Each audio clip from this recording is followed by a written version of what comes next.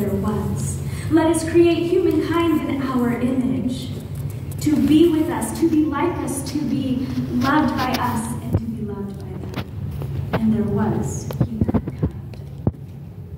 There was a plan for God to walk with humankind until humankind chose fruit over God's footsteps.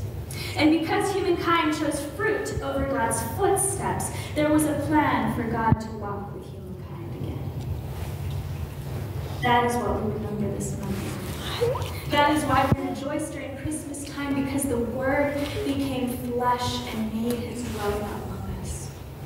Humankind would hear God's footsteps again, but not as a loud, thunderous boom signaling God's greatness and power, and not like the rustling in the garden that they once heard, but as the footsteps of a little baby.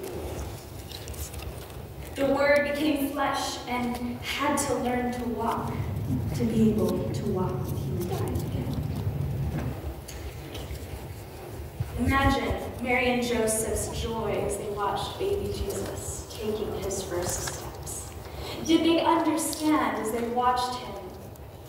Did they understand that he designed the muscles and the tendons and the ligaments and the bones and the legs and the feet? Yet here he was, 1, 2, 3 steps. 6, 7, 8 steps. 11, 12, 13 steps. All to be able to walk with humankind again. Jesus would learn to walk so that God could walk with humankind again, but humankind would walk away because they didn't recognize him.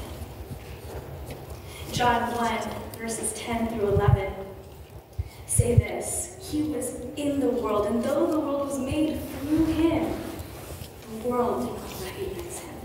He came to that which was his own, but his own did not receive him.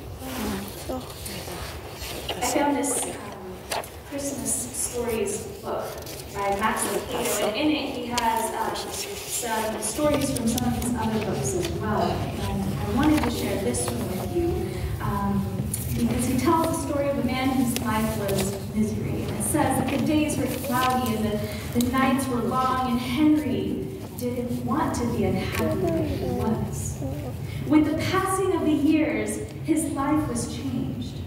His children were grown, the neighborhood was different, the city seemed harsher.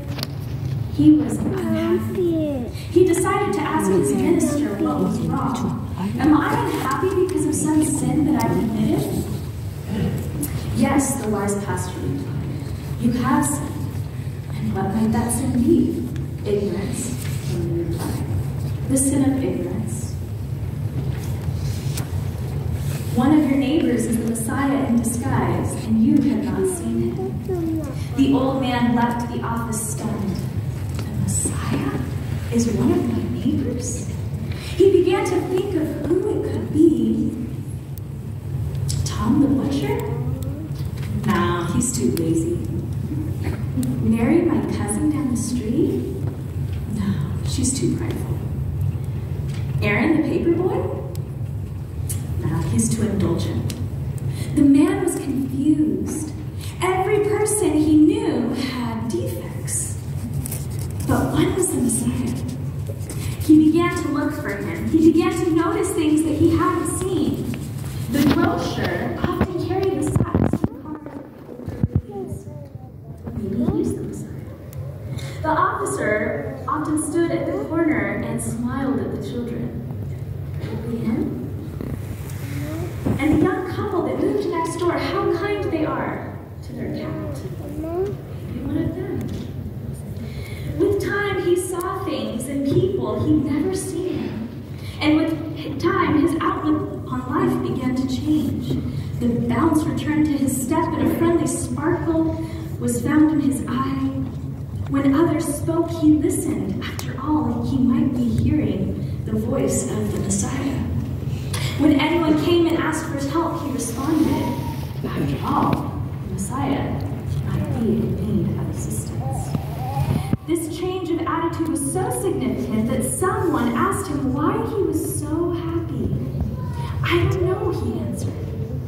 All I know is that things changed when I started looking for God. And Max Lucado writes, now that's curious.